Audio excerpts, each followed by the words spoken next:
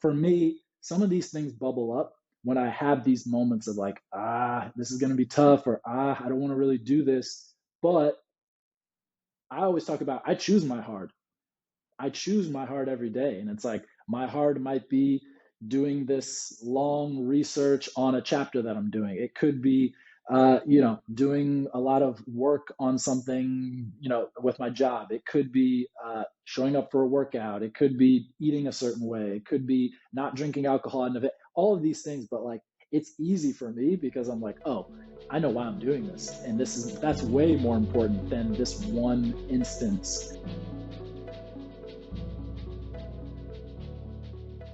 What's up, everybody? Welcome back to ALLSMITH, where we forge potential into reality and redefine what it means to live fully alive. Today's guest is a man who doesn't just talk about vitality.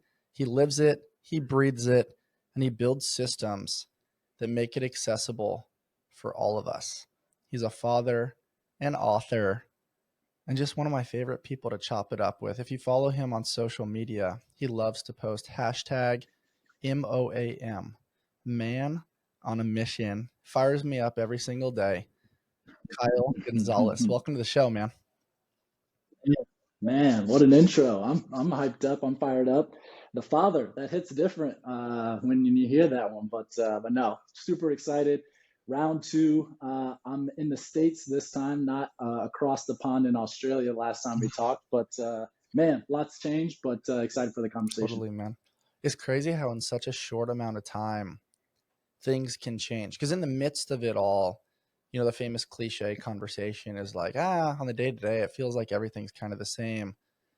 But all of a sudden, you look back, you're like, whoa, my life is drastically different. Like, we're not nomads anymore. I'm not just a newlywed. Speaking for you now, you're like, whoa, I've got a child. I've got a dog. I've changed careers a little bit. I have a second book. So many things to unpack today. What does it feel like to you, kind of looking over your shoulder in your rear view mirror, how far you've come since we last spoke? Yeah, no, it's crazy, one, but also, and congrats to you, the newlywed, as well. Yeah, But man. yeah, we'll dive into that as well. But yeah, it's crazy. I think ultimately I'm always just looking at life and trying to understand how I can push myself, my family, and everything forward in the right directions. And I think we talked about it a little bit just now before we hit record on just how I can continuously assess and not just go with the status quo. And I think a lot of these paths that I've taken is diverting from the status quo and trying to challenge that and live in a way that's more aligned with my values and me and my wife's values and my family's values. And so really all these decisions are steered by that. And so it's like I look back and I kind of, it's weird, like, cause you can't predict where you are now, but at the same time, I'm just following my values. So it's kind of makes sense when I look back at everything that's happened. So yeah, it's crazy, it's wild, but at the same time, I would not want to be anywhere than where I am right now at this very I moment. love that. When I observe from the outside looking in on your decisions and your value systems, something that I greatly appreciate is that you're an active participant in the human experience. And what I mean by that is you're truly living. You're not just existing. You don't allow a job to keep you in a specific location. You don't allow it to control you. You understand the priority system and the ranking of just like, I've got to take care of me, because everybody talks about pouring from your cup.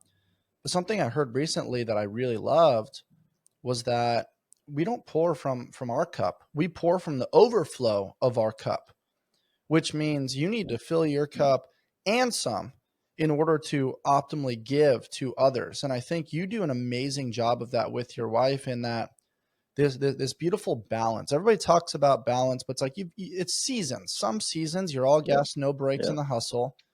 You built something, you've written a book, you've done, so many pre-recorded podcasts.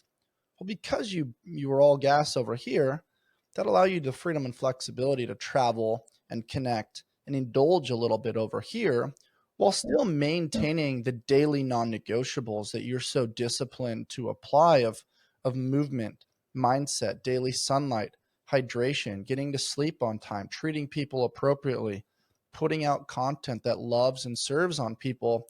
And also, I love your freaking podcast, man. It's 15 minutes or less to just, man, I get a quick little jolt when I'm driving somewhere.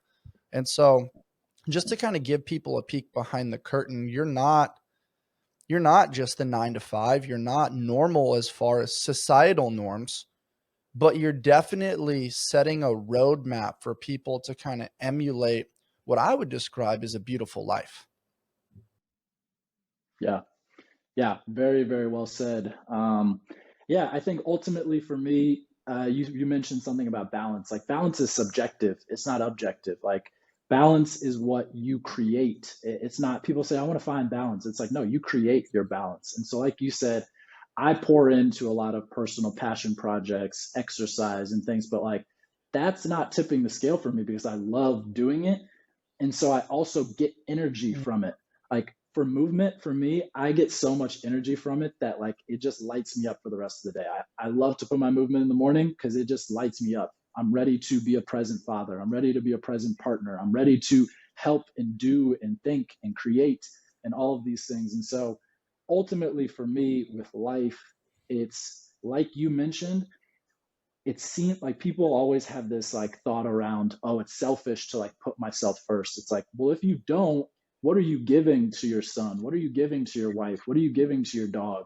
You're giving, some half version or some kind of leftover version of who you are. And so for me, my wife understands and we've built a bond, we've built a value system that says, how can we make sure that we put ourselves first so that we can show up better for our son Caden, for our dog Milo, for each other, and like it's worked so harmoniously because it's like we know each other when it's like, oh, Kyle, you need to go get your exercise in. Even when we travel, it's like it's a priority.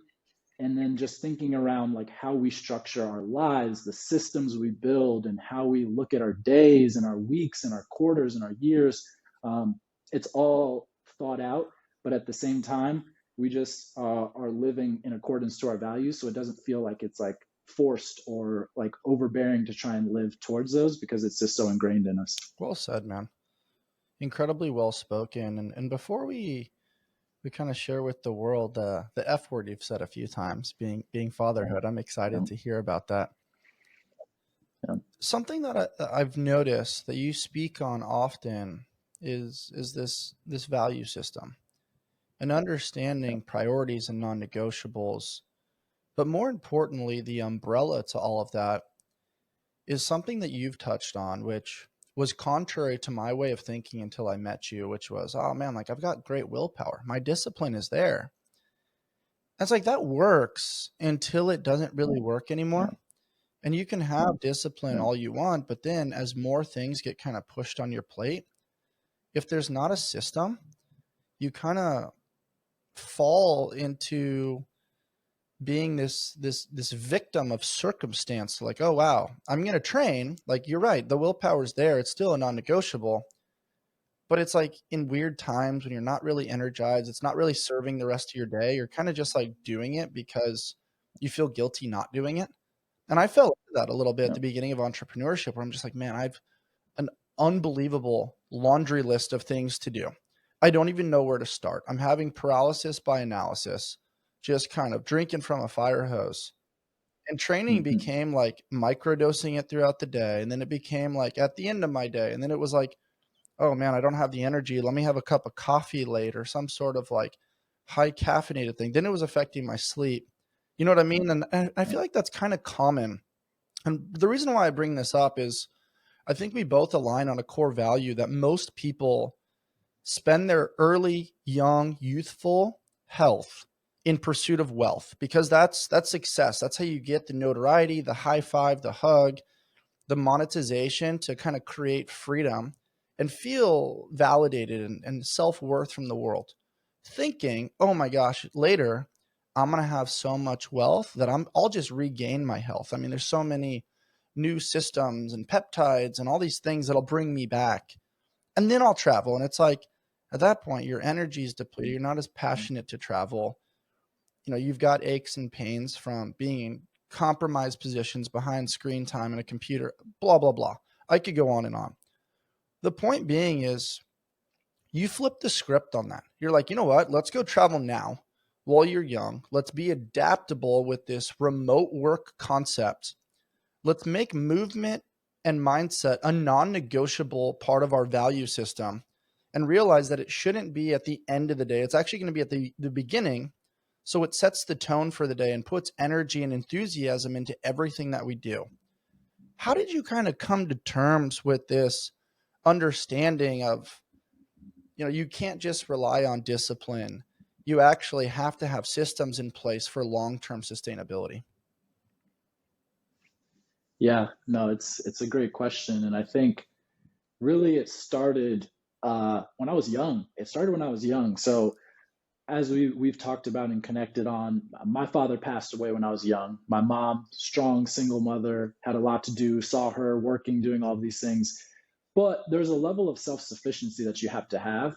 And so for me, I always wanted to make sure that I took care of myself so I didn't have to be taken care of by my mom. And so with that, it started at a young age, like going into middle school and high school.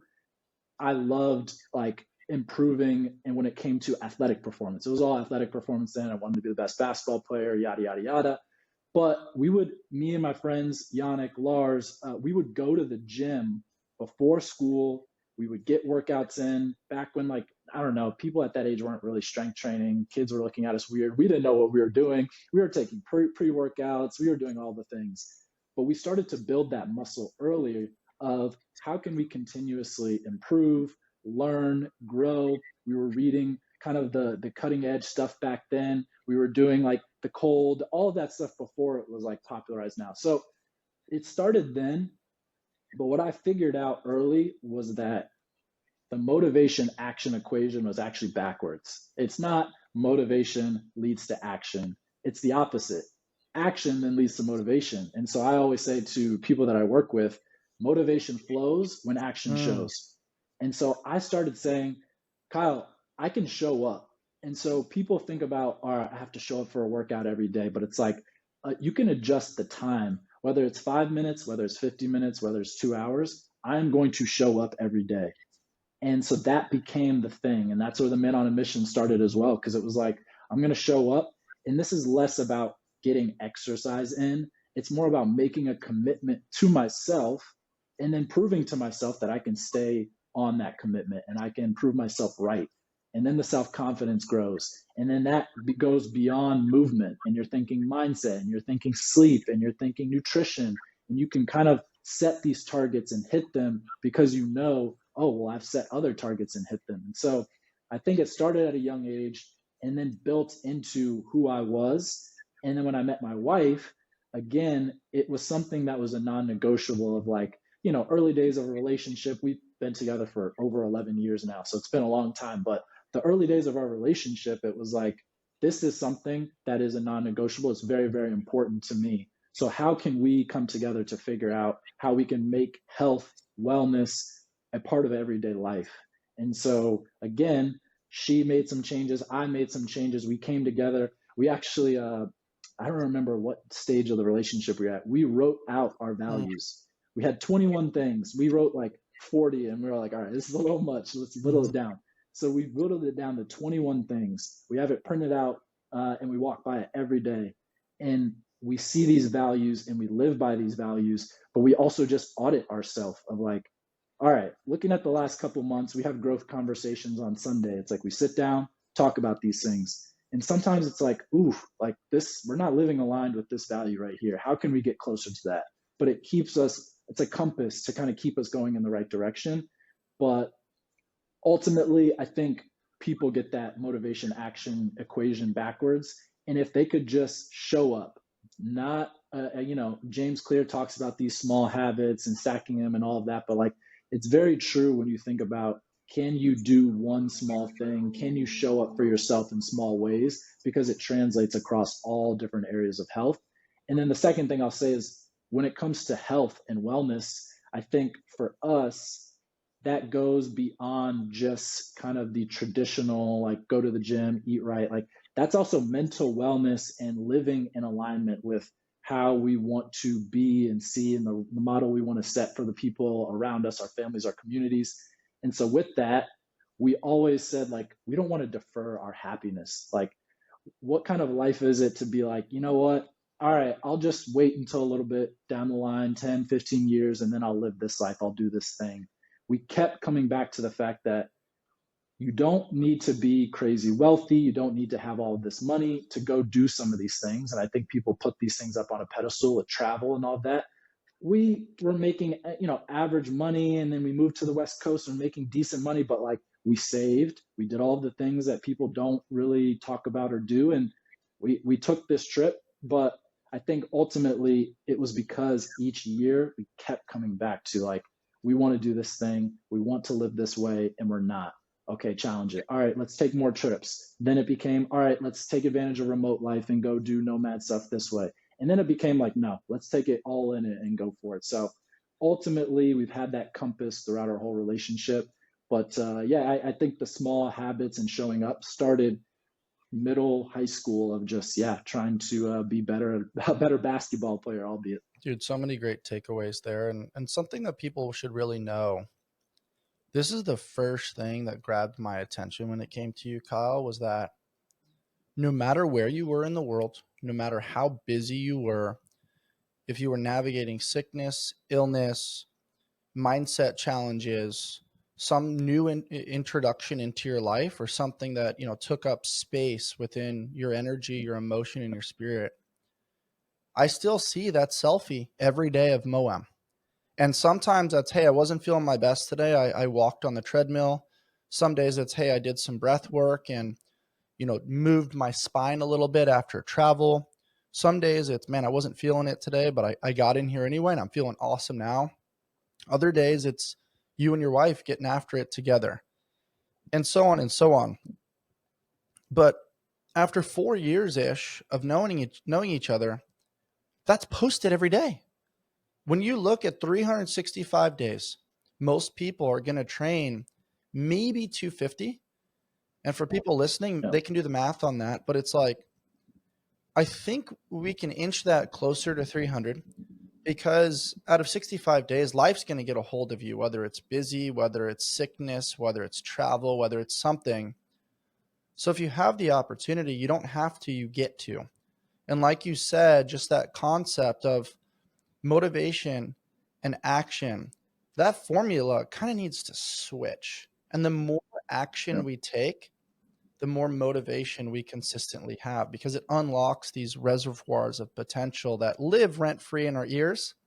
But we don't know what we don't know until we take that action. And then it starts to unfog these lenses of, oh, I could probably do one more. That thing that was tweaked or bothering me before, it's kind of lubed up now after some movement. I'm going to be okay over here. But we've become so addicted to this concept of, I'm supposed to be motivated, I'm supposed to have energy, and I'm supposed to feel good all the time. And that concept of feeling, it comes and goes. It's not like a real friend. It's kind of like an acquaintance that sort of shows up sometimes. But if we know that, hey, when we do this action, it creates this feeling, and that feeling unlocks my mind, my body, and my soul to live the beautiful life that I want to live over here, that truly, to me, encompasses what I describe as lifestyle design. At what point in your life, Kyle, did you realize that that formula needed to be switched? And when did you start to take action Yeah. and speak on that in relation to the vitality system? Yeah, no, it's a great question. Again, I think really, for me, the whole men on a mission thing, it started as something, the actual posting of it. I would say before I even started posting, it was something I was doing, but like, I didn't care to like share it because I was like, yeah, whatever. I wasn't huge on social media, Mm-hmm. whatever. But I got to this job future, a bunch of young coaches, really motivated, doing something in the space that hadn't really been done, online personal training. And so I started, getting in the gym, and me and a mentor of mine, Josh Bonatal, we would post this man on a mission thing, or I started the hashtag, but we would just post, and we would like share it within the future coaches as like, hey, we were here, where were you? And like, it just took off. And I think ultimately what happened was I started to try to show people that it's possible to show up every day. Like, and I'm not over here killing myself in exercise every day. It's something that I love. So like sometimes, yes, it is easier to show up. Sometimes, trust me, I don't want to be there either. But I challenge people to think about how many times have you showed up for an exercise bout and after you finish, been like, I regret doing that? Really, none. For me, it's none. Like every time I finish some sort of workout, I feel great. If I like killed myself, I did a hard class, all the time, I'm like, you know what? Now that I made it out of the other end, I feel great. I'm ready to tackle this, that, the other. So for me, that seed was planted of like, how can I show people that it's possible to be consistent? And how can I show people that consistency is the ingredient that they need to be focused on, as opposed to intensity, as opposed to doing the complexity, as opposed to all of the stuff you might see.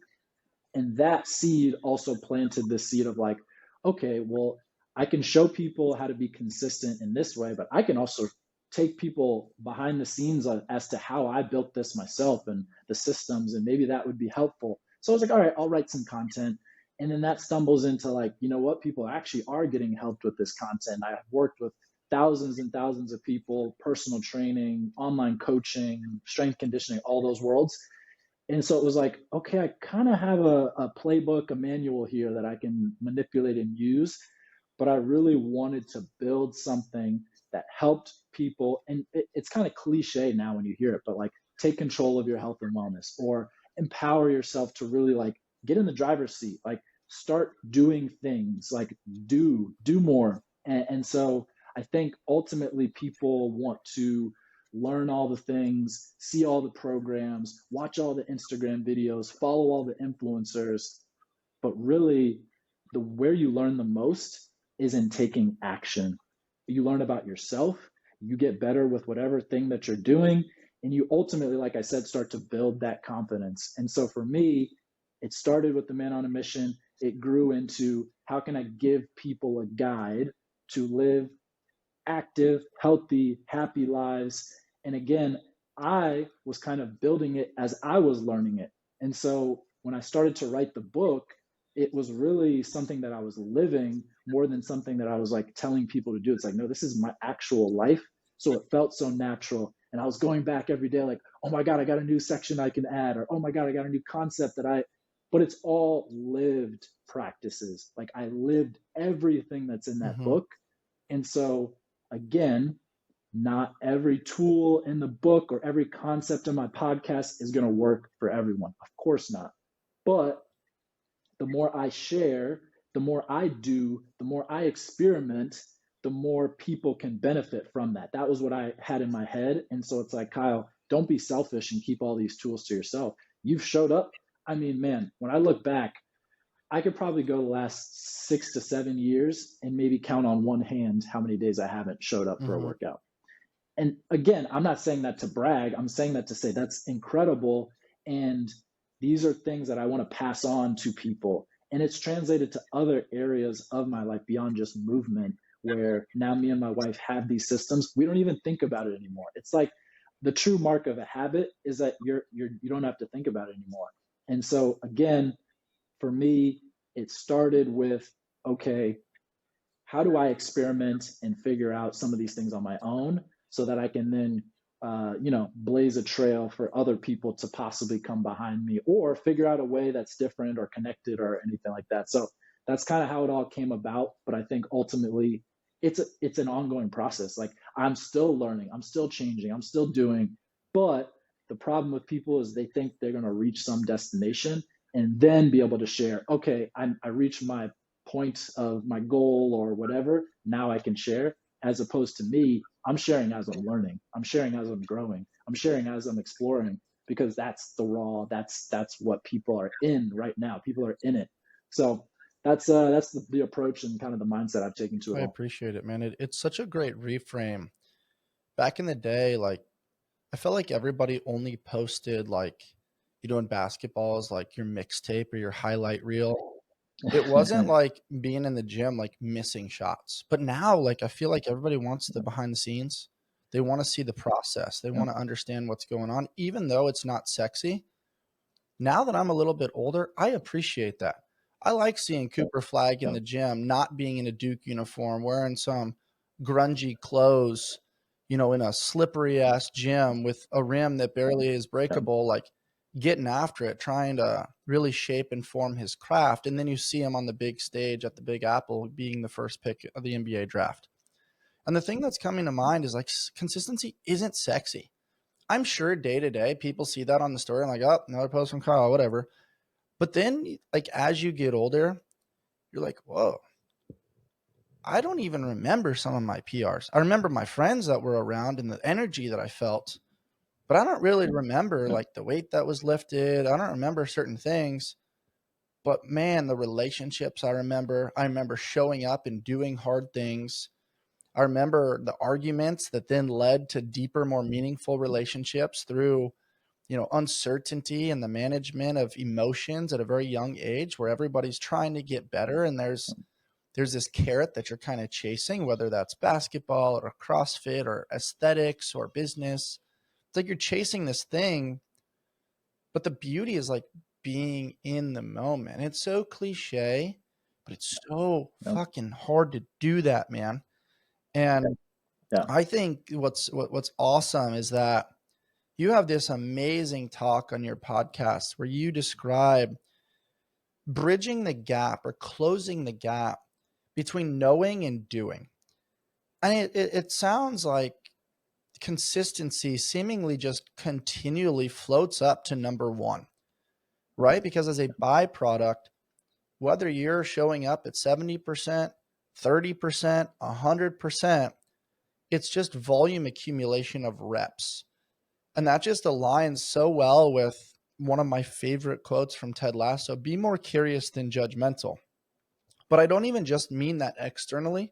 I think if we take it a layer deeper and relate it to the Kyle Gonzalez story, we should do that of ourselves. When we go into the gym, maybe we're not judging how much we lift, how fast our time was, how many reps we did, or how long we're in the gym.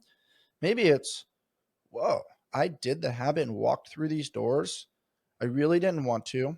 I started small. I gave myself some love and some movement. All of a sudden, that created momentum. Then I actually accomplished more than I thought I was going to. And like you said, now you're proving to yourself that you're not just saying you're a disciplined person, you are a disciplined person. You are taking that action, which now you're proud of yourself. The motivation is there now to attack the next target or the task of the day. Because you're like, man, I don't really want to do that either, but I did it over here. So I have proof of concept that that's repeatable now. Let's just do it again. And then that it's like copy and paste now with the transferable skills in different elements of your life. But that doesn't sound like you're getting the sexy phrase from the podcast. That doesn't sound like you're giving somebody the answer. So in your workings, when you think of creating buy-in and you're taking these amazing, remarkable cues that can absolutely change somebody's life, but they're like, what the fuck? You're telling me to be consistent? You're telling me to show up? Like, duh. But then they're not actually doing it. So how do you kind of bridge the gap between the simplicity of knowledge and taking action to create buy-in for people to do this across their life? The Trident family taught me something really important this last year, that we are all a bundle of stories, both good, bad, and everything in between. All of their cold brews remind their customers that they are part of something bigger than themselves. I start my day with the Sweet Cream Cold Brew as I am prepping my mind and body for fitness, service, coaching, and podcasting. With various locations in San Diego, they offer over 14 nitro cold brews and a variety of specialty drinks. You can find the perfect brew and pair it with one of their treats from the Keto Bakery. You can check them out over at tridentcoffee.com and use code ALLSMITH to take your coffee experience to the next level. Yeah, beautifully said. And I think a couple of things came to mind while you were talking. And the number one thing is identity. Like, we talk about values a lot and we've talked about that, but I think really where it starts is understanding the identity that you want to embody and understanding your purpose behind it all. And so again, understanding your why and coming to that first is going to be key, because we talked about motivation. If your why is either not defined or surface level, good luck showing up when it's a rainy day and your ankle hurts and you didn't sleep well. Like, you're going to skip. Like, it's inevitable. But for me, I have a family, I have a wife, I have a dog. I want to be a role model. I want to be present. I want to be healthy enough to be there for every moment. I want to make sure that I am living in accordance with my values so I can show them that it's possible and that they can, that's something that they can resonate with as well. So it's like, for me, some of these things bubble up when I have these moments of like, this is going to be tough, or I don't want to really do this. But I always talk about, I choose my hard. I choose my heart every day. And it's like, my heart might be doing this long research on a chapter that I'm doing. It could be, doing a lot of work on something, with my job. It could be showing up for a workout. It could be eating a certain way. It could be not drinking alcohol. And all of these things. But like, it's easy for me because I'm like, oh, I know why I'm doing this. And that's way more important than this one instance. And so we all have these small choices. And I think the thing I keep coming back to is like, when you think about it positively or negatively, anything over 0 compounds. Me showing up for 1 minute every single day, it compounds. And eventually it's going to be showing up for 5. And eventually it's going to be showing up for 20. And you said it best, like, most of the time when you show up when you don't want to, you do more than what you expected. Once you go through the doors, 90% of the battle's over. Like, I'm here. Now it's like, okay, maybe I'll do an extra set. Oh, maybe I'll run an extra mile. And so I think for people understanding that really all you have to do is get above 0 and show up for yourself in that thing, because it transfers over. I'll give you an example. When writing the Vitality System, I told myself, I'm not a writer. I'm not a writer. I'm not a writer. Who am I to write this? Who am I to write this? But after showing up, doing chapters, writing, I started to embody the fact that I was a writer. I wasn't doing a book or doing a writing. I was a writer, because the proof is right there. These chapters are done. Then I published the book, and it's like, you can't tell me that I'm not a writer. That book exists. It's out there. It's helping people.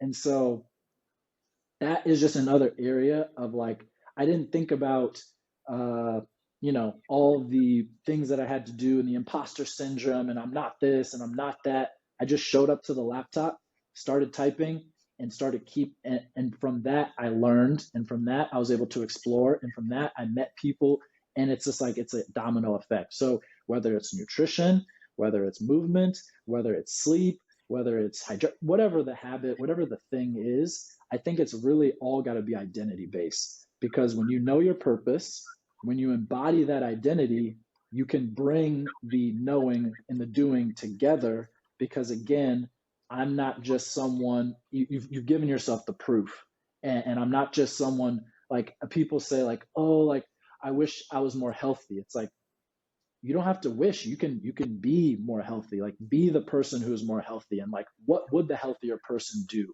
What would the runner do if you want to be a runner? What would the X insert whatever? And so again, it's almost like I don't love this phrase, but like, people talk about fake it until you become it. That's almost what it's like. It's like, keep showing up, and eventually you're going to be like, how can anybody tell me that I'm not this thing? I've proven to myself, and I've proven to everybody this. I've met the criteria for being a writer. I've met the criteria for being an avid runner. I've met the criteria for XYZ. So I think it's like the identity, the purpose, really bringing that together is where the secret sauce is. And my purpose is so strong that like, I don't even bat an eye at certain behaviors if I don't have to do them, because I know what's on the other side of that. So ultimately, that's kind of my spiel when it comes to that. I think the huge takeaway there, Kyle, is that anything above 0 compounds. And I think that people need to hear that anything above 0 compounds. Like, show up, do the work, sit down and write. And in the pursuit of writing, like, some days you're going to write trash. Some days you're going to have a mental block. Some days you're going to be frustrated. Some days you're going to be happy. Some days enthusiastic. Some days you're going to be killing it with your typing skills. Some days you're going to have all these grammatical errors. But getting the reps, getting the volume accumulation. I mean, even in the dating world, so many people now are just like playing on the apps and whatnot, but it's like, go out and actually go to those dates, like learn communication strategy, learn the balance and the relationship between being interested and interesting, like realize how to communicate appropriately. And yeah, you're going to have some failures. You're going to have certain things that don't go your way, but that is part of the process. That is the game. It's like, how do you get better at sales? You have to sell. You can't just read it in a book and realize like, oh, this is the strategy that they told me, steps 1 through 10.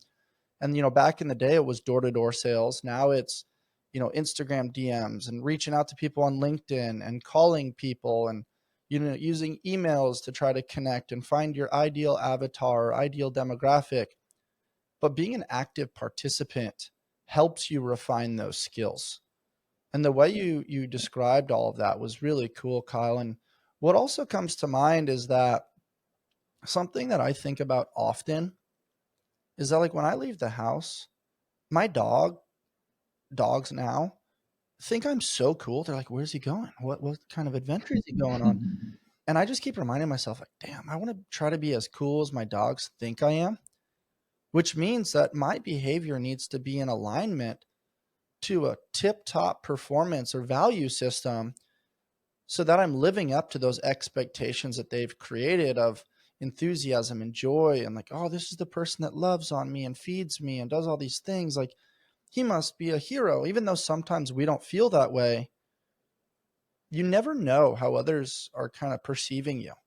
And I think like holding yourself to that standard allows you to kind of like seek that edge consistently over the course of time. And then the other thing that I bridge that to, Kyle, is that I'm at that age, and so are you, where a lot of our friends, they're new parents, man. And, some of those kids are now 4 or 5 years old. Some of them are very young and newborns and under 2. But in kind of communicating with all of my friends in that season or that chapter of life, they're like, man, my kid doesn't listen. But boy, can they emulate. They see what I do, and they definitely love to copy. Or, man, I cursed in the car that one time, and now that's his or her favorite word. Your kids are they'll listen sometimes. I'm sure there's some appropriate disciplinary action and systems and values that every family kind of sets to keep you in bounds, for lack of a better term. But then there's also, well, why should I do that if daddy's not doing it? And so what are your thoughts being a brand new father? First and foremost, congratulations to you and your wife. Super cool, super special. Thank you, sir. Let's dive into that a little bit, because there's a lot of people that are connected with you and I. They're now at that age of brand new chapter, maybe former athlete or former focus. And now like, whoa, I'm raising some little ones, and they're going to forget what I say, but they're not going to forget what I do. Let's dive into that a little bit. Yeah. Yeah. Oh man, this is huge, and I think you hit a lot of great points. You got to live by example, and I think starting from day one, like, it's so interesting to me how now like everything is filtered through my son first, and every thought that happens, it's like I'm always on alert of what I'm doing either affects or is directly correlated to something that involves my son. It used to just be, me and my wife, like, but it's just so crazy now that having this human that's depending on you, that's watching you, that's just always going to be around and there. And for me, that's the ultimate privilege that I get to start to shape this human being and the values that they have, and what they see and how they see the world and the perspective and all of that. So to me, I wouldn't have stepped into this parenthood if I wasn't ready. And I think a lot of people like see it almost as like, oh, I don't have more time, or I don't have time anymore. Oh, I can't do this anymore. I can't do that anymore. It's like,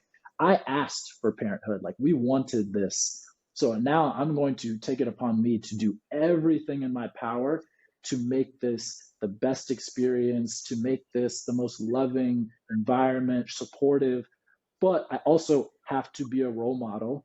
And it sounds crazy, but even at 7.5 months, I'm still thinking about what he sees me do and how much like all those things are still crossing through my mind.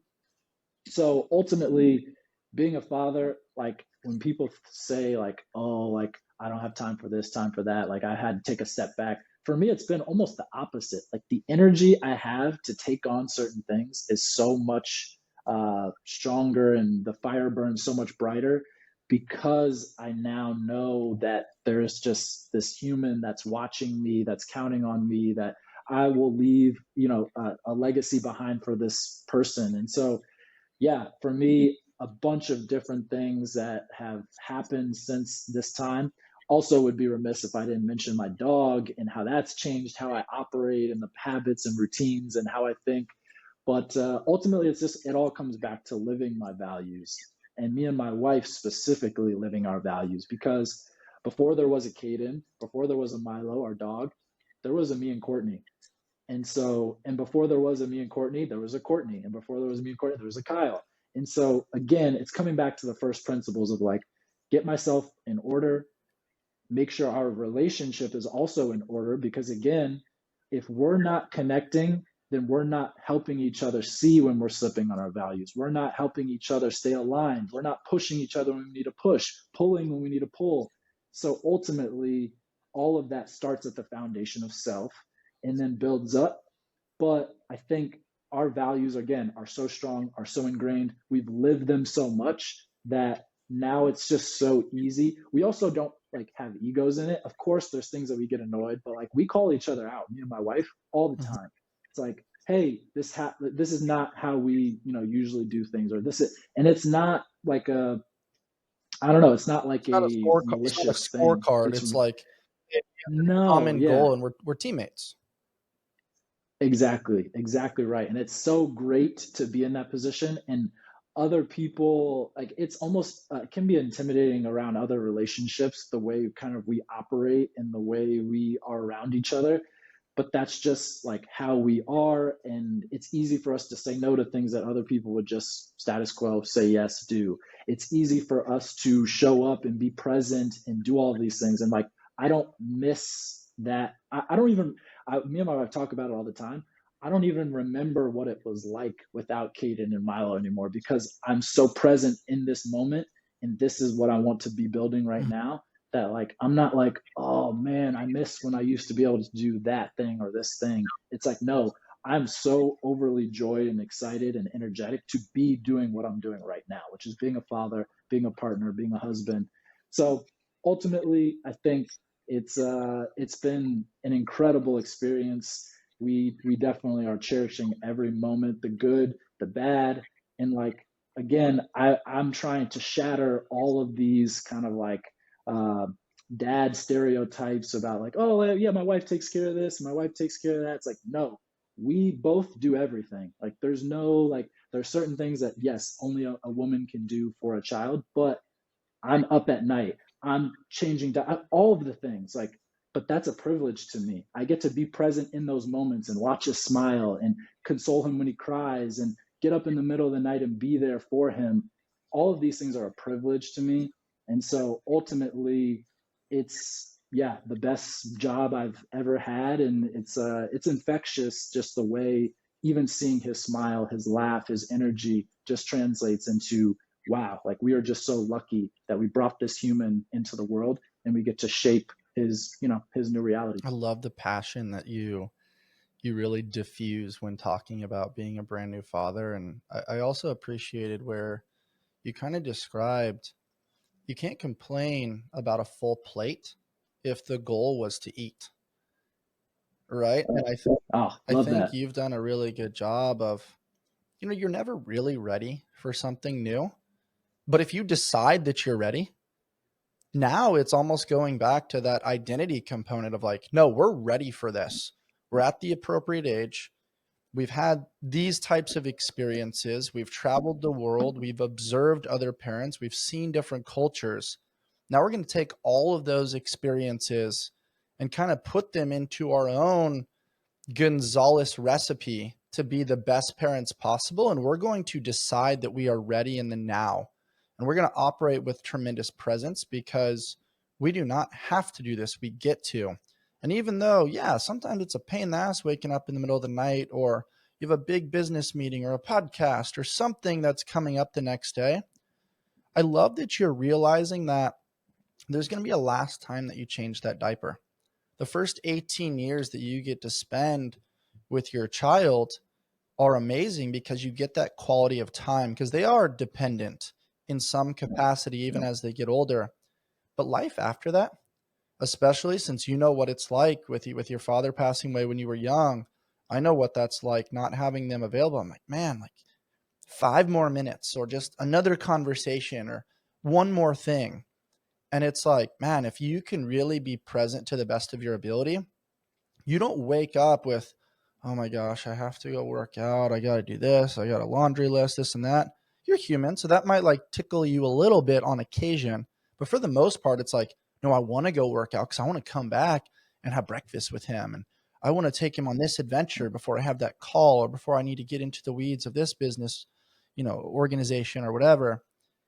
I think that's a really great mindset to operate with, because you're right. It's such a privilege to have such a healthy young one in your life, and you guys kind of really realizing that there is role reversals. It's not you always do this and I always do that. Those absolutes lead to what we talked about before, which is the toxicity, which is what leads to divorce, which we're seeing a ton of in modern day relationships, which is you're always this or you do this. And now it's putting that identity on somebody, and it's creating a narrative inside rather than, hey, we agreed that these are our values. We're operating a little bit outside of our values right now. In our growth conversation, let's reel it in a little bit and let's hold each other accountable and realize that it's not coming from a place of judgment or animosity or negativity. It's coming from a place of love, because we realize that you and Courtney operate at the utmost flow state when in alignment in accordance with those values. If the values need to change, then expectations need to be set, because premeditated anger or premeditated animosity is typically caused from lack of upfront expectations. And I love that you guys are really creating those expectations to fortify a beautiful experience for Kaden and Milo. Yeah.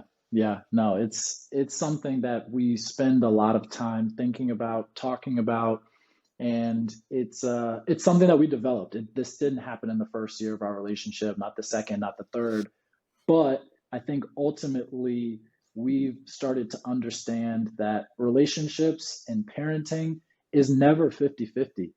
At some points it might be, but it's always, how can we get to 100? Whether it's Courtney taking 80, Kyle taking 20, whether it's Kyle taking 70, Courtney taking 30, the seasons of life will bring so many different things.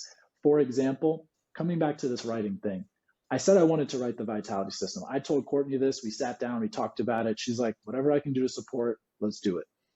And it was a let's do it. Like, we were writing the book. We were writing the book. And the example I always come back to is I made a goal, of course, me being Kyle, men on a mission. I was like, I'm going to show up to my laptop and write every day until this book is done. It was ambitious. It was lofty, but like you said, one sentence, 8 paragraphs, 3 chapters, whatever it was. We identified that time was going to be right after dinner.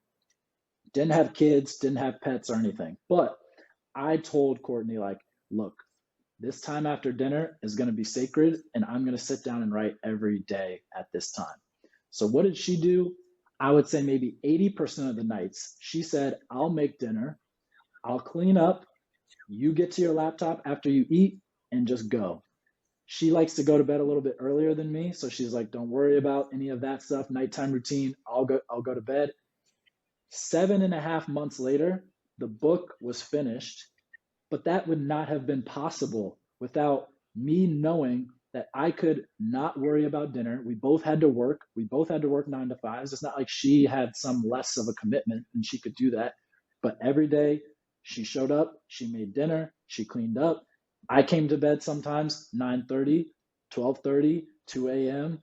I remember some nights it was like, oh my God, the sun's starting to come up and I'm still sitting at this laptop. But it's a good thing. I'm like, I just was in like flow for that long writing.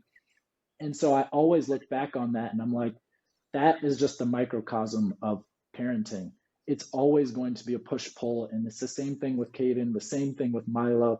Milo's had a stomach bug, Caden's had this thing going on. And it's like we can understand each other so well that we know, okay, Kyle, you take this. Okay, I'll take that. Okay. And then we can come back together and still understand we still need time for us as well, because us spending time together raises the energy level of how we show up for Caden and Milo. So I think ultimately thinking of parenting, and it's back to that balance conversation. It's subjective, it's different by season. And I think ultimately it always comes back to how can we hit that 100% mark, show up, be present, live within our values. But then the other thing is, let's not work always hard. Let's work smart. What are the systems we can put into place after we've done certain things so many times? It's like, oh, we could actually do this maybe a little bit more efficiently if we did that, or if you helped me here, or if I took a step back there and you did this. So, yeah, ultimately it's been incredible, but like it's all still a learning process. And I think one of the biggest things with all of this is you're never truly going to know something perfectly. You're never truly going to be an expert. You're never truly going to have a full level of experience with all these things.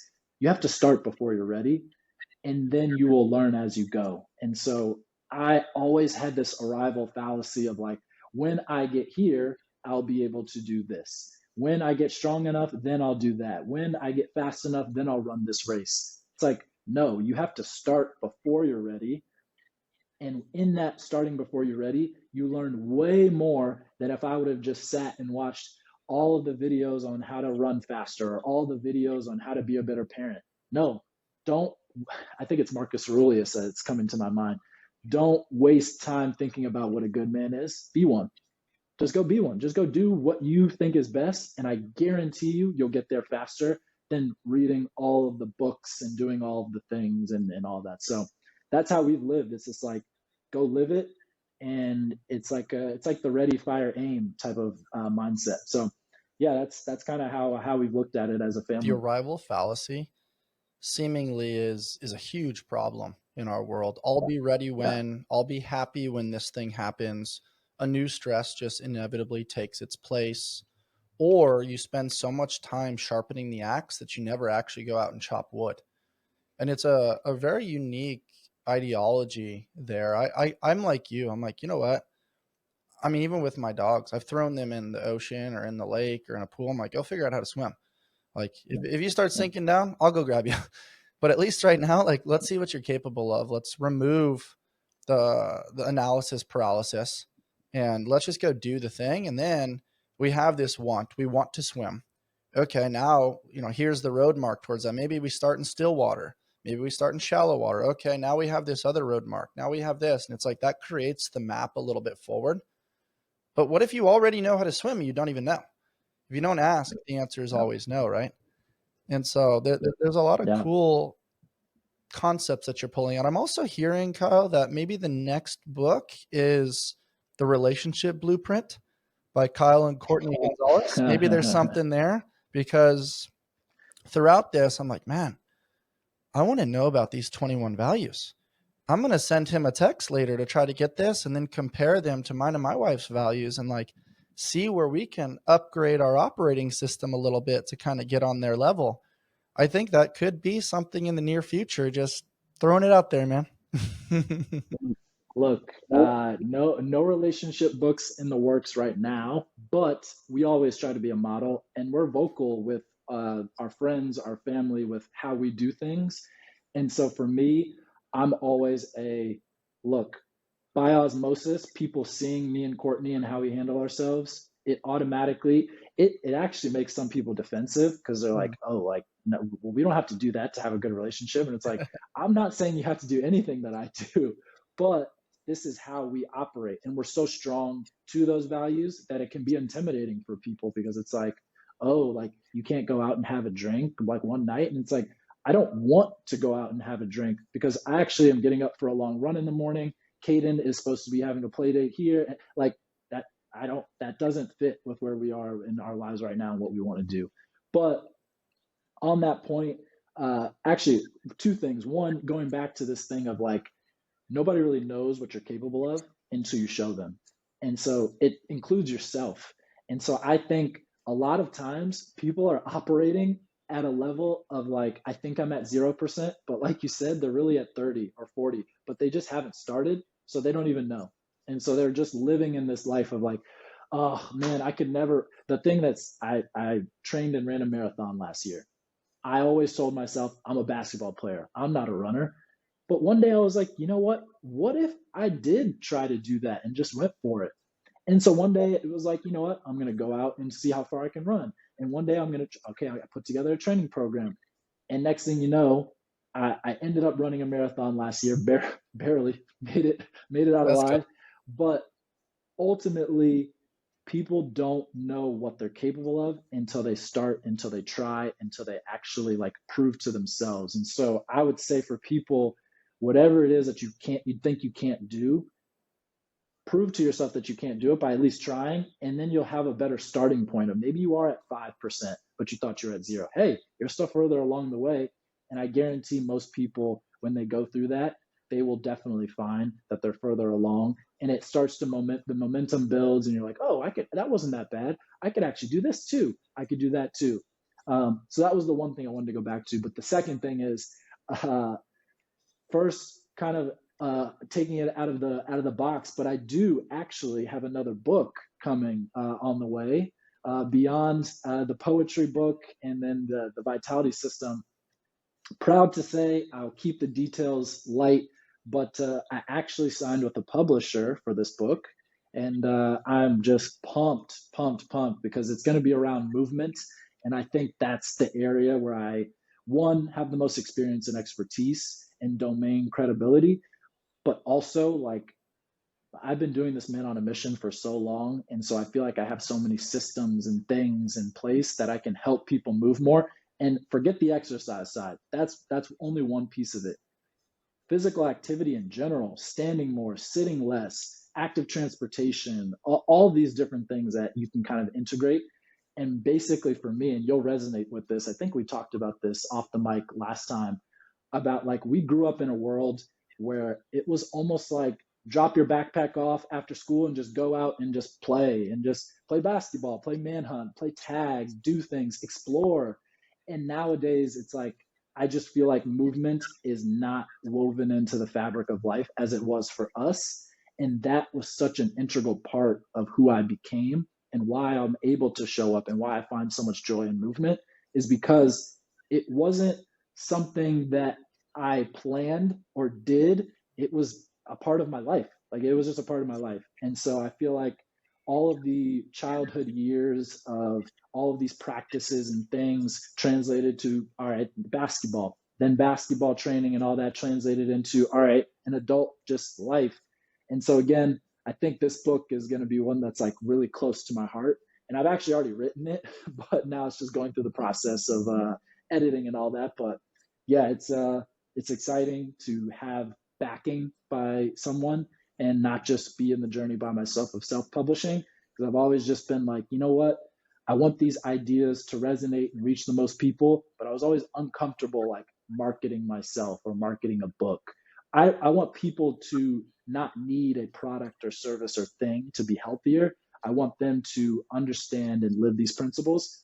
But then I realized, Kyle, like if you want people to get this book, you got to market it, you got to sell it, you got to do these things, or else it's not going to reach a good amount of people. So excited for that, but that's the newest, latest, and greatest. Just happened a couple weeks ago, Congratulations, actually. Man. I'm incredibly excited for you. It's also a learning curve of like, trying to be the black sheep, living against the grain a little bit and realizing that you are built different. You are operating different. You are uncommon amongst the uncommon.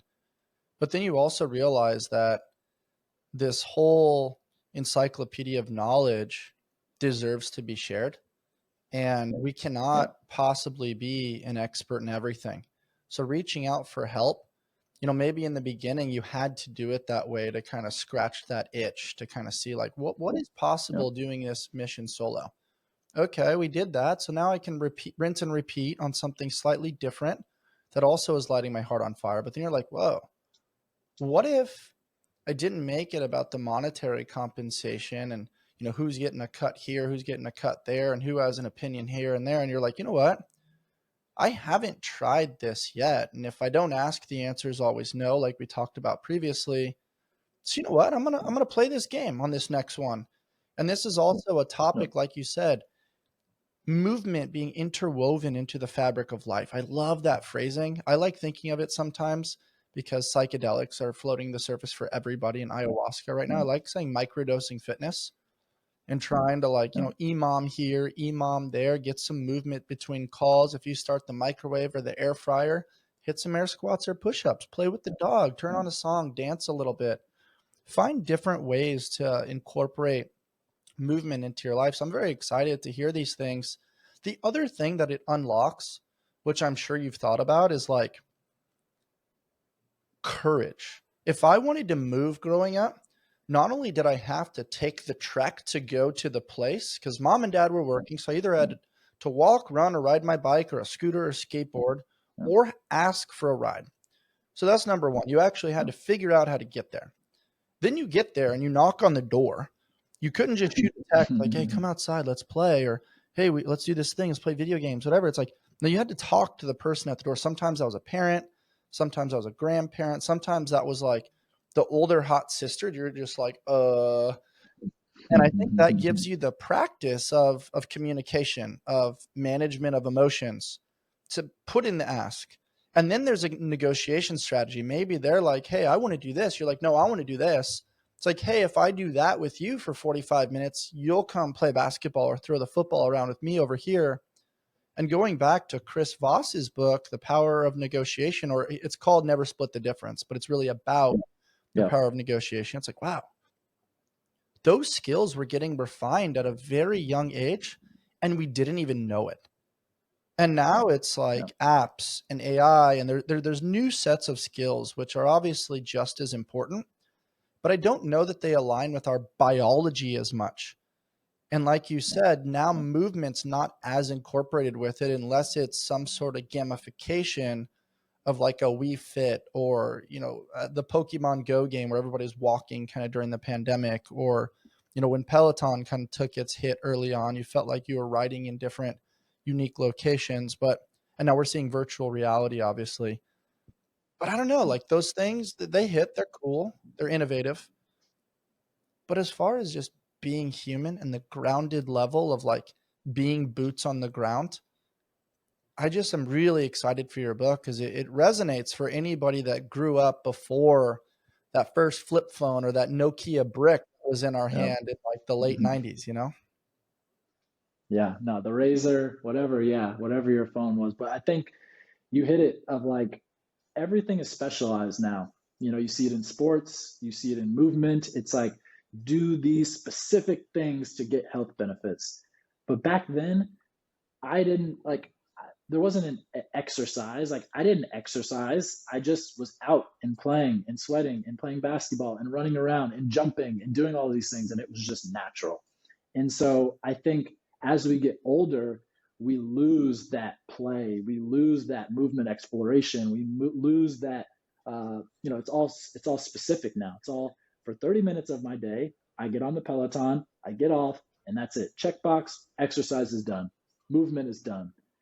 But really, what we do in the other 23 and a half hours is more important.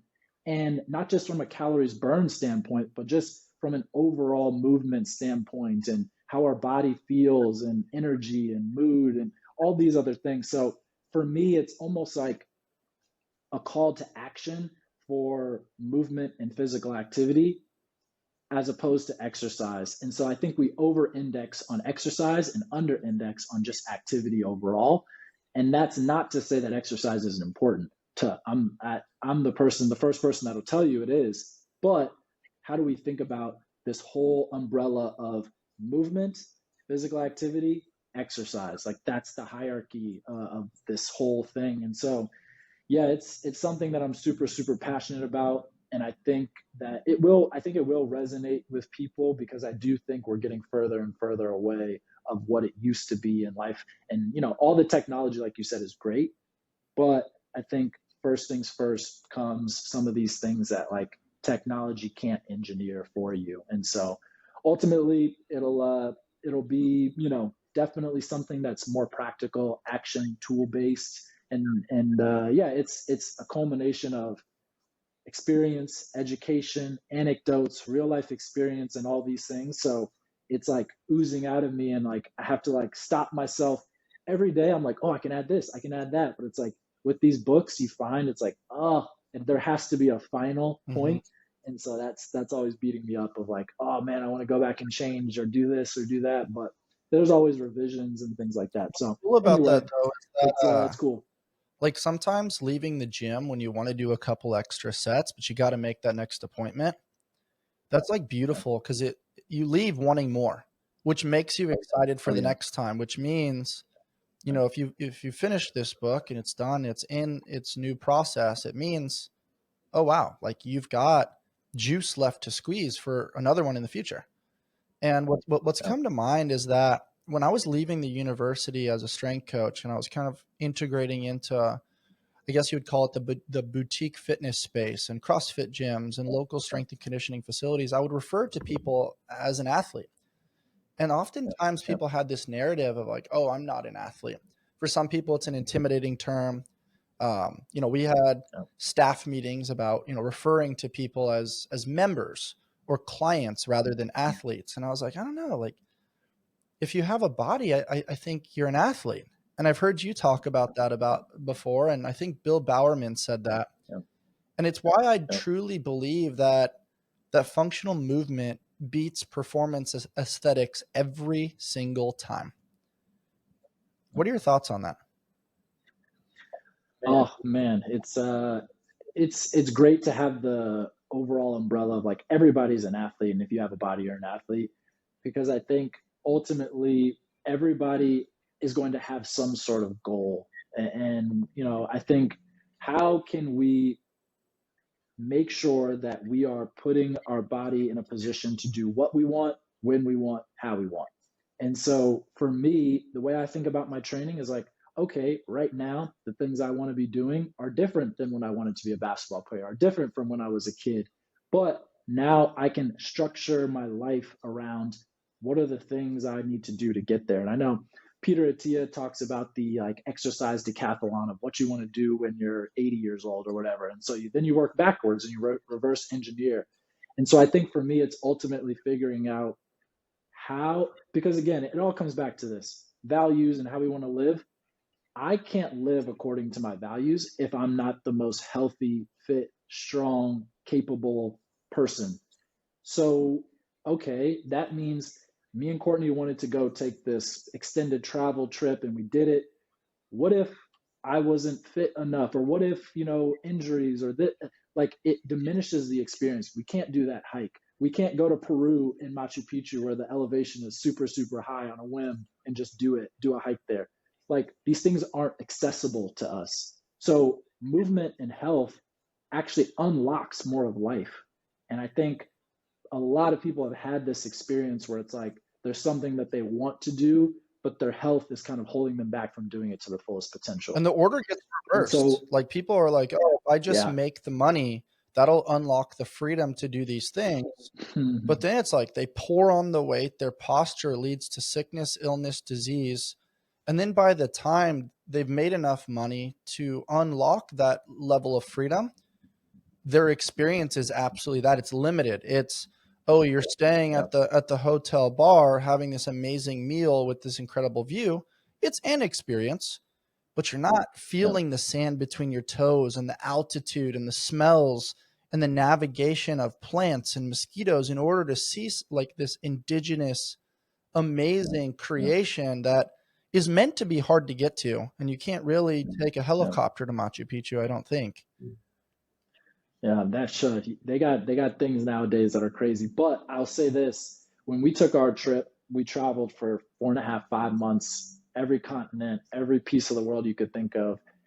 it was crazy to see how few of people like us we saw, young adults who were taking that leap and jumping, and very, very few from the US. We saw plenty of people from Europe or from Australia. Australia, it seems like that's kind of a cultural thing to kind of like take a big trip before you go into university, as they would call it. But I think ultimately for us, looking around when we were on that trip, every tour we were on, and seeing people who could barely walk and be like, oh no, you go on, my knee is bothering me, I can't make it up this rest of this walk, or oh, it's great from here, I can see everything. It's like that was what we were trying to avoid, is like, we're the healthiest, the most capable, the most free we're going to be right now, today. Why would we then wait 30 years from now, when God knows, will we even be around, what will our health be? And of course, I'm going to continue to take care of my health so I can continue to have great experiences.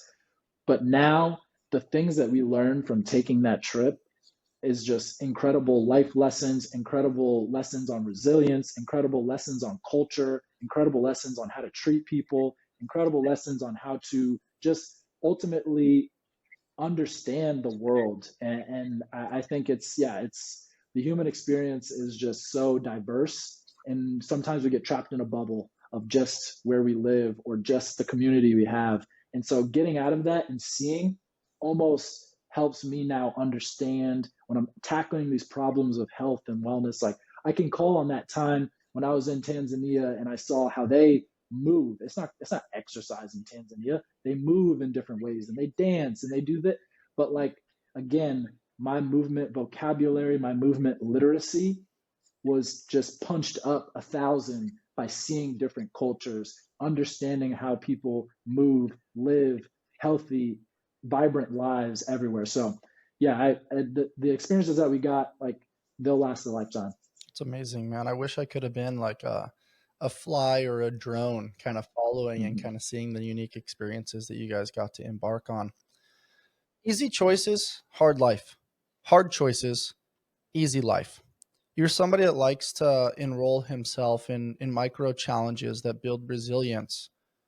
Why do most people avoid them? And how do we get more people participating in these micro challenges? Yeah, that's a loaded question. Why do people avoid challenges? I think there's a whole host of reasons, but it starts with, it's hard, it's uncomfortable. And people kind of fray away at that because modern living is so easy and convenient and everything is at your fingertips. And so why would I do this hard thing if I don't have to? And so then the script gets flipped when you face that hard thing, not because you chose it, but because it chose Mm, you. And so you're dealing with that illness, or you're dealing with that lost job, or you're dealing with that rolled ankle, or whatever it is. And now you're in shambles because you haven't faced really anything hard and you haven't prepped for these types of things. And you can never prep for what life is going to throw at you, but you can build your resilience. You can, just like we came back to earlier in this talk of like, you can prove to yourself that I can handle hard things. And so for me, I micro dose challenge and sometimes macro dose mm, challenge. And so for me, it's like, ooh, maybe I can take this cold shower today, or ooh, maybe I can challenge myself on a plank hold for as long as I can, or ooh, maybe I can challenge myself on doing a run outside and I know it's hot and humid today, but like, let's go for it.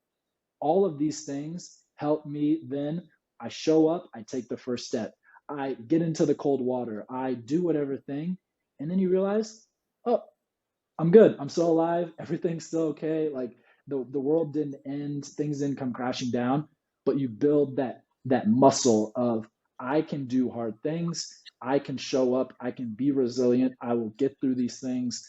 And so for me, it's going to be baked into every day, and it's something that yeah, unfortunately Courtney has to deal with as well, because I'm always like, it's easier when somebody else comes up with their challenging thing, because just like we talked about, modern conveniences, easy living, even your own brain will protect you and be like, oh yeah, Kyle, do the cold shower, you've done those before, that's hard, quotation marks, but you can do that. mm.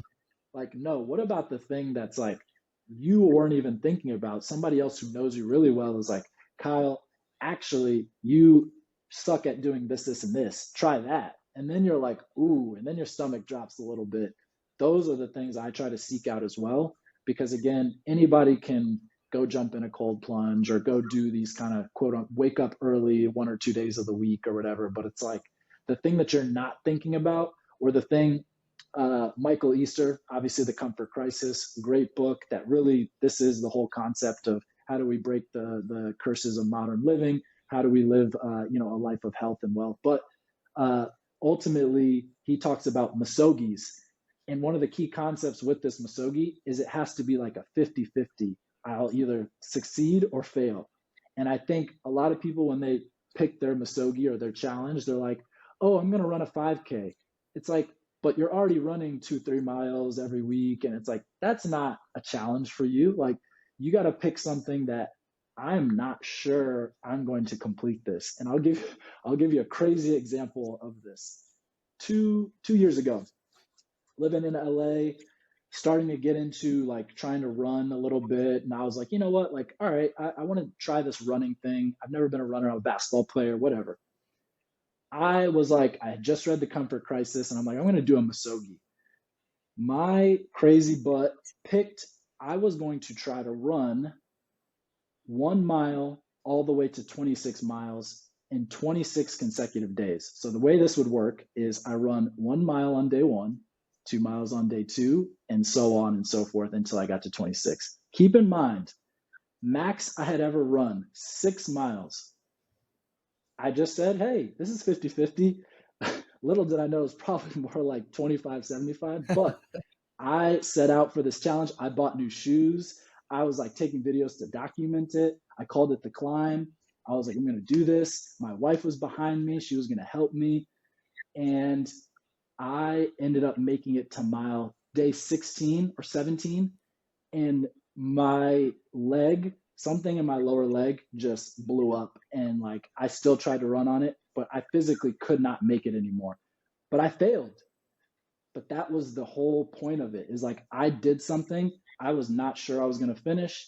I tacked, and I actually ran 13.1 miles and did a half marathon on the 13th day. And I never thought that was possible.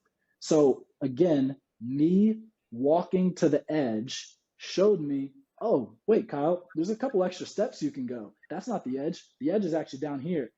And that opened the doors to now, last year, I was able to run a marathon and all these different things. So I think for people, finding the thing that is truly challenging, not the comfort challenge, and really exploring the edges, because oftentimes that edge is a little bit further than you think. And it's classic David Goggins, whatever, like push yourself.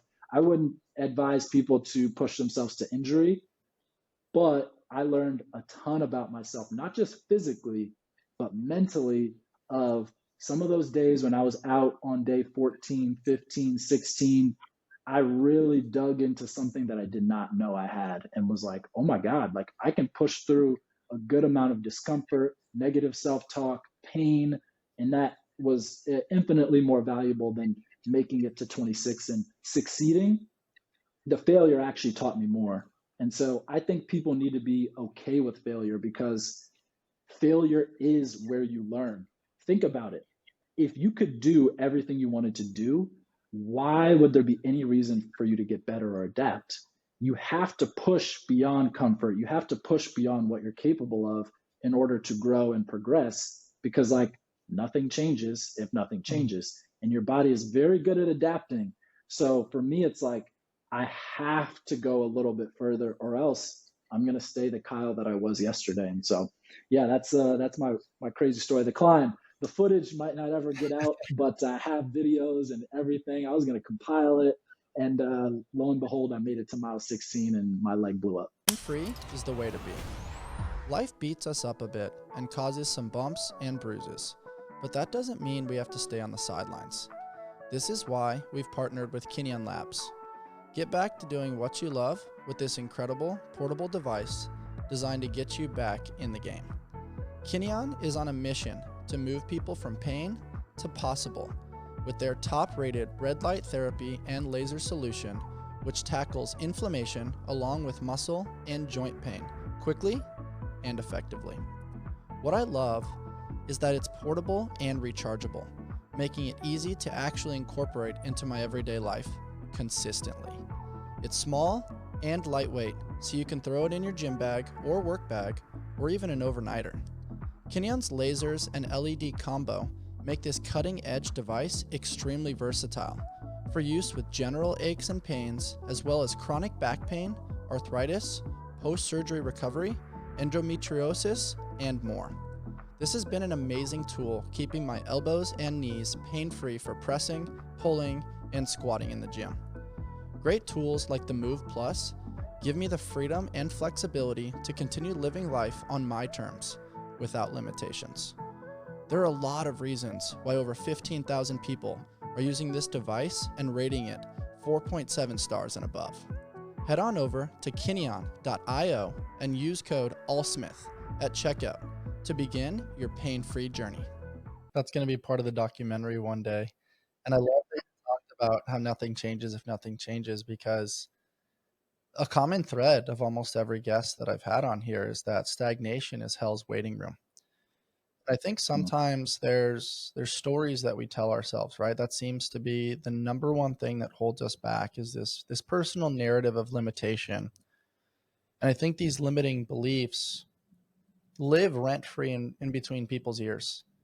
And, I've worked with people that are like, oh, I went to this music festival, like a Stagecoach or something, and, my hip was bothering me or my foot was bothering me.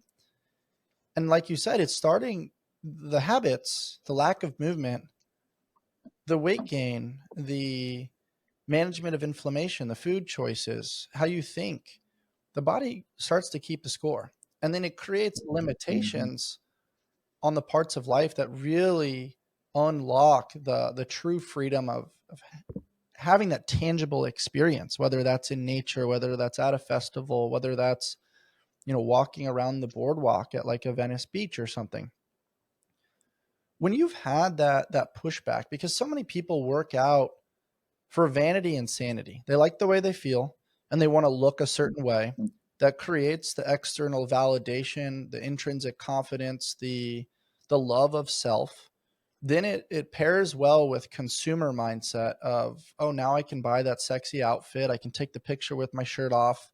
I can wear the thong bikini. So-and-so, is gonna wish they, were still with me. Whatever the vengeful or the cognitive ideation is, without really realizing that, hey, I'm doing this to live a beautiful life. Sometimes that feels like too far out of, I'll worry about it when. And the body and the mind are always about like, hey, what can I get away with? Where's the next dopamine hit? Oh, I just need to make it to the weekend. And then all of a sudden, those small micro choices, both good and bad, can spiral you up or spiral you down. For you, in your description of a beautiful life, I would say you and Courtney are in the top 98% of the world in making these cognizant daily habits. And as you know, you're a big James Clear fan. We don't rise to the level of our goals. We fall to the level of our systems. And people oftentimes don't realize, they do the Peloton, check the box, or they've got the coach or the trainer like, hey, I see this person 2 to 3 times a week. Why isn't it working? And they're not taking into consideration, that's 60 to 90 minutes a day, 2 to 3 days a week. So it's 3 to 5 hours, let's just say. And then we've got all these hours over here of poor sleep positions, poor food, really laying on the couch in just these compromised positions, not exercising, saying, oh yeah, I'm going for a walk. But it's like, maybe you got 500 steps in. In reality, we're trying to pursue that 7 to 10,000 steps for the average person. When in your coaching practices and in your methodology, how do you kind of get that in here for the people that are kind of giving pushback, that want to do the minimal viable dose to unlock a beautiful life, but really don't want to be the David Goggins, and they don't really want to make these huge macro changes. They want to work their 9 to 5, look awesome, and then 3 days a week have a drink with their friends and have a nice meal? Yeah, no, it's a great question. And I think ultimately I get people to dig into like what finding their purpose, finding their why, finding what they truly want out of life. And again, I think sometimes for people, you have to go away from ideal and find realistic. And so I am an advocate for, like you said, like how can we, one, find the minimal effective dose, but at some point you're going to have to build in order to adapt. And I see so often that people are willing to put in the work for a set period of time and they want to just go back to their old way of living. But that's not how life works. That's not how health works. That's not how nutrition works. That's not how movement works. And so again, I try to get people to set a system, set something up to where this can sustain. And so when people come to me saying, "Oh, Kyle, I want to do this juice cleanse. Oh, Kyle, I heard about this supplement. Oh, Kyle, I heard about this thing." It always comes back to how can we do something that you can realistically create into a lifestyle change. And then again, back to your question is really coming down to your purpose, your identity, your why of what do you want to accomplish? And maybe it's something that you haven't thought about a lot. And I've helped people walk through that journey of like, maybe you need someone in your life that's going to help you see more, do more, and want to be more. And I think ultimately, all of the things that you mentioned, the vanity, the looking good, all of those things, they will eventually be stripped away from us at some point. So, what is going to be there when those things are stripped away from us? Can we be mentally strong? Can we still be capable to do the things that we want to do? Can we show up for the people in our lives? And all of these other things. And so for me, that why that I come back to, my values, my family, all of that stuff, it's gonna last forever. And so I can always come back to that as opposed to the things that are I want bigger biceps or I want to have a bigger butt or I want to do this and that. Those things are going to come and go and you can't rely on them. And so for me, I always get down into what are the systems we can build. And so for me and my wife, it's grown so much over our relationship, but now we have a set of practices that just like they're just so ingrained in us that we just it just they just happen. And it doesn't matter if we travel, it doesn't matter if it's a rainy day or a sunny day, it doesn't matter if Caden wakes me up at 2 a.m. These things are going to happen. It's just a matter of not if, but when or how. And so I think we always set a non negotiable in that it's not like, oh, my non negotiable is I have to get 30 minutes of exercise in. No, I might not have 30 minutes. Maybe it's my non negotiable is I'm going to show up and do something for movement. And maybe it's 5 minutes, maybe it's 20. Or every night before bed, we do a 5-5-5. We do 5 minutes of gentle movement, 5 minutes of breath work, 5 minutes of meditation. Anywhere we are in life, we can do that. And sometimes it's 3-3-3, sometimes it's 2-2-2, but ultimately that's a practice. It's not going anywhere. And so we have these little things. We walk after meals. That's a thing. If it's raining, if it's crazy, we are good with just grab an umbrella, do this, change that. Now we got a dog and a kid, so it's different. But like we figure it out and we figure out how to get these things in because they matter to us and because our why, goals, purpose matters way more than being comfortable and sitting on the couch and not doing these things. So I think you really have to dig with people to figure out what is really driving the fact that you want to look better, because there's always a deeper why when you go underneath the I want to look better. Well, it's because I have confidence issues. Well, it's because XYZ. And then you can get to the point of like, oh, I really need to improve my self-worth. And so, okay, movement and exercise is a great way to do that. Like we mentioned, you're going to build confidence when you show up for yourself. You're going to build confidence when you know that you can have the endurance, the strength to do what you want. You're going to build confidence when you start to look better. So like, again, can you dig and find that thing that really burns and helps people to get moving when the motivation will wane and when these surface level or almost like things that are just not going to last go away, because they will go away. And so it's hard, but I think the best things that I found is how can you hold up a mirror and show them like, hey, this is who you want to become. This is where you want to go. These are the behaviors that it's going to take to get you there. Here are the steps that we can take to create systems so we can design an environment where the healthy behavior becomes the easy behavior. And I think people really discount designing their environment and creating the systems. They really just go straight for, like we mentioned, willpower. And they're like, oh, I'm just going to show up every day. I'm going to do the whatever challenge, this thing, and 75 hard or this, that. And then afterwards, it comes crashing down. And so I think we're going against the grain in society because there's so many different tools and conveniences and things are being sold to us and complexities being sold to us.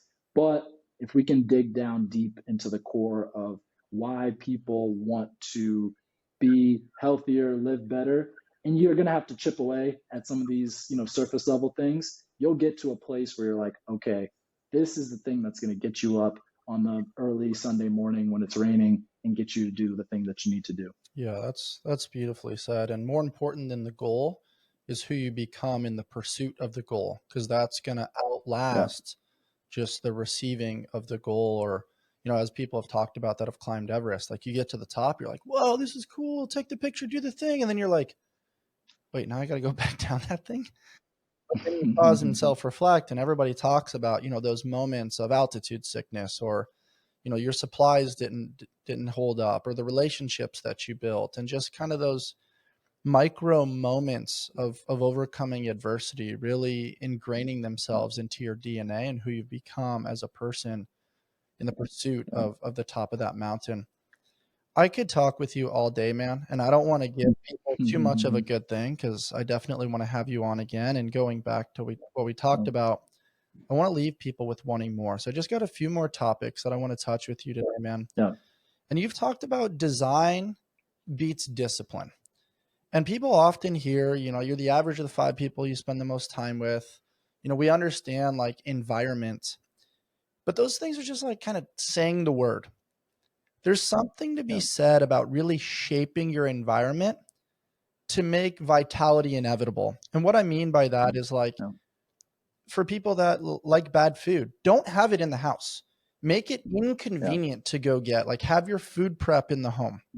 Like alcohol, same thing. Have it outside of the house so it's not convenient. Because at the end of the day, whether it's fitness, lifestyle, discipline, relationships, the compliance is the science, because it leads to the consistency.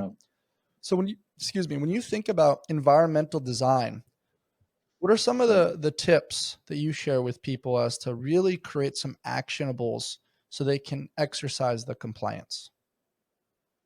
Yeah, no, this is an amazing question, and this could be a whole nother book if I wanted it to be. Environment is just such a great topic, and one that I've dove deep into research and science behind. I'll give you this. When I talk people through environmental design, 4 things that they need to think about. People, who are the people they keep around? Places, what are the places that they go and are around a lot, and what are the places that they're in, work, office, gym, whatever. Things, what are the things that they keep, gadgets, phones, tech, all of that stuff. And information, what information do you consume? And so with the people, I think it's pretty simple and straightforward. Like you mentioned, a lot of research shows that the company you keep, you start to become like those people. And there was a landmark study that showed that people who had one obese friend were like more than 50% likely to become obese within the next, like, I don't know, however many years, which is just insane to think about. So again, the company that you keep is going to shape who you are. That's just plain and simple. So do you want people that are going to open doors, challenge you, make you think differently, going to hold you accountable? Or do you want people that are going to stroke your ego, make you comfortable, lead you down bad paths? Simple enough on the people category. Places, I think this is one you just talked on a little bit, but like they don't think about it much. Your home, work, office, whatever. Are you designing it in a way to make the healthy choice the easy choice? And so again, what is in view? I always say in view, easy to pursue, out of sight, out of mind. So what you have in your sight is going to help. Obviously, if you keep things in the same spot, your brain goes numb to it after a while. So I think ultimately spaces that you're in, keeping them organized. One, keeping the things that you want around and available. And two, creating so much friction around things that you don't want to do that it's almost an inconvenience to try and do Mm-hmm. them. And so again, for me, sometimes it's crazy things that we've done of like take the batteries out of the remote and put them somewhere else if you don't want to watch TV as much. It's like, it sucks when you're like, wait, where are the batteries? Like, do we? And it's like, whatever. Why am I trying this hard to watch That's TV? genius right there, though. Like we talk about overcoming resistance from Stephen Pressfield's War of Art, but it's like, man, purposefully creating friction for the things that are not serving you is genius. That's a huge takeaway. Yeah, it's one that I've gotten very good at, of just like, you know what, Kyle, you want to do this thing. And I also am good with setting boundaries where it's like, okay, if I do this, then I unlock this behavior that might be suboptimal or whatever the case is. So anyway, that's places. I think in the office, people don't understand, and we talk about this a lot with a lot of prior work that I've been at, is like, think of a space like your closet that you spend a lot of time in. If your closet is cluttered, what is that doing to your mental state? If your bed is dirty, what is that doing to your mental state when you come into your room? If your counter is dirty, what is that doing to your mental state when you go to cook a meal? Like, all of those things translate, whether we're conscious about it or not. Sometimes it's below consciousness of like, my desk is cluttered, so now the way I respond to this email is a little bit scattered because I'm just like flustered. So again, keep your places organized, keep the stuff that you want in view, and keep the stuff that you don't want high friction, and making it tough. Moving into the things, I think we need less things in our life. Simple. Like, I am guilty of it. Like, I'm a big thing person. I have a Apple Watch. I have an Oura Ring. I like tech. But I think ultimately it's because I'm so steeped in the space, I know how to use it. And I know that sometimes data is a tool and not the rule. And some people are the opposite. They're like, oh my God, my Oura Ring said I scored a 68. My day's going to be horrible. Fires are going off. Oh my goodness, what am I going to do? And it's like, how do you feel? Like, they're like, oh, I feel pretty good. It's like, go with that. And so I think ultimately the things that you keep can either lead you down a path of growth and progress, or they can hold you back. And so for me, how do you set up boundaries, stipulations, limitations, and guardrails? The phone is the biggest example here.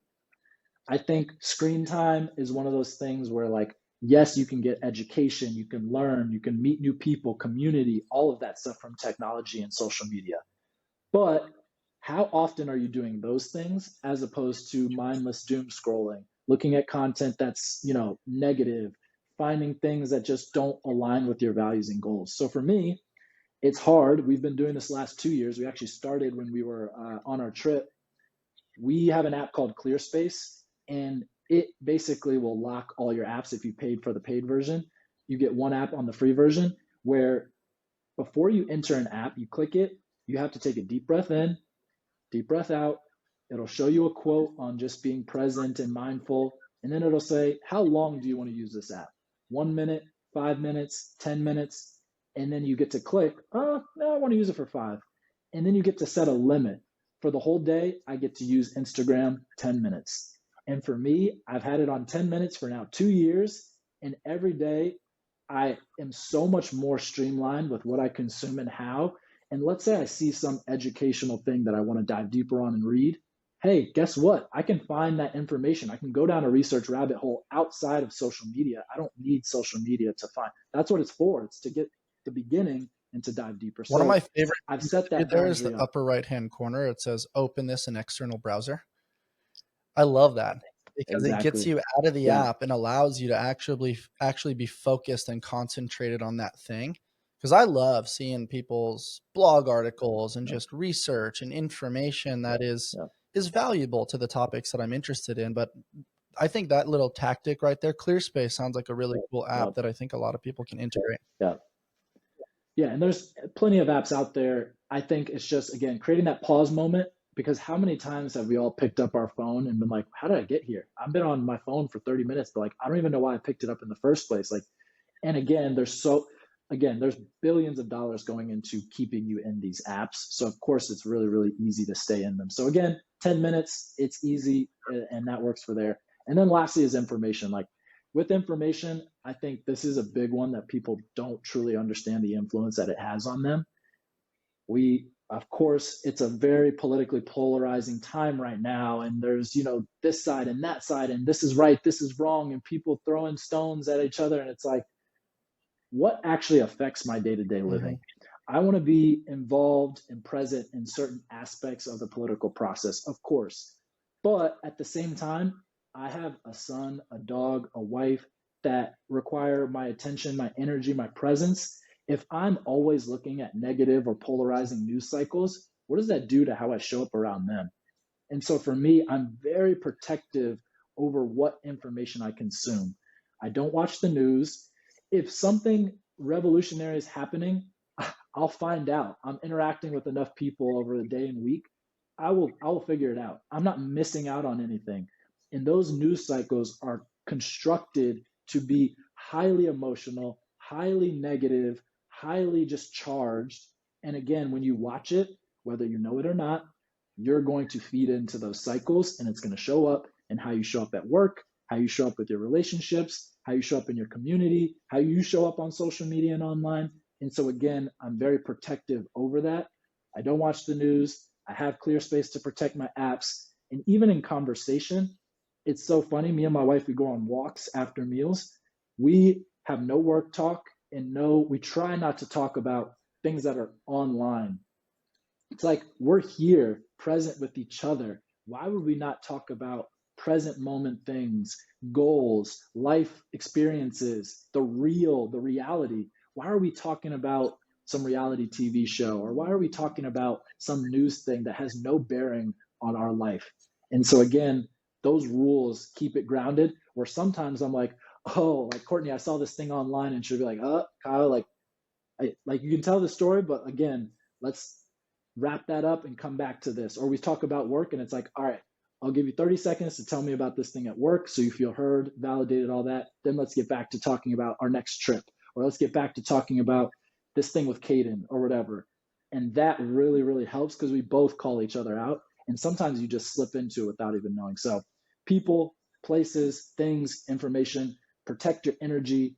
And that's kind of the environment in a nutshell. It's beautiful, man. The no's make the yeses more valuable. And it's been a long journey for me to overcome some of my yes man tendencies and people pleasing tendencies that worked so well for a really long time. They became subconscious. I didn't even realize about them until I was like, whoa, I didn't even realize this has been ingrained in my DNA. And then the onset of learning how to draw those boundaries was painful, because I was like, I don't know how to do this. I feel guilty. I'm being mean, I think. And now it's become exactly what you said. Like, if it aligns with the values, easy yes. If it doesn't align with the values, hard no. And I don't know, there's something that kind of floats to the surface, and I'll say it here now, so it wraps this up for us. If it's not a hell yeah, then it's a no. Yeah, 100% agree. And I think that's what life is about, is continuously stacking those small yeses that turn into the big yes down the line. Mm-hmm. And I think people really are bad with the delayed gratification. It's like these yeses now will turn into a big yes later. But when you think about the yeses now, it's a long-term payoff. But then when you think about the no's or the bad yeses that you say, like the donut that you have right now, the actual negative effects are downstream. So it's easy to say yes to that bad thing in the moment. And so I think for people, it's this, thinking about how every single choice you make is either leading you towards where you want to go or away from where you want to go.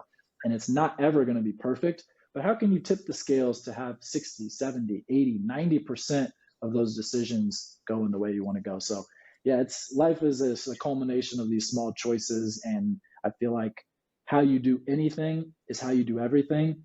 And I try to live so strongly by that, because there's just so many little things that I'm like, nobody's watching me right now when I leave the gym and wiping down equipment or putting away my weights. I could just leave them. Nobody's here. It doesn't matter. No, how you do anything is how you do everything. I'm going to wipe this down because I'm the type of person who's kind. I'm the type of person who leaves this place in a better spot than I found it. I'm the type of person who commits to doing what they say they're going to do. All of these things. So, um, yeah, man, it's something that gets my energy up because I just know there's so much out there that people think it's these grand big gestures to improve their health. It's these grand big gestures to, improve their nutrition or this or that. But really it's like a culmination of these small things. And I am a living, breathing testament of that. Like I simply have showed up.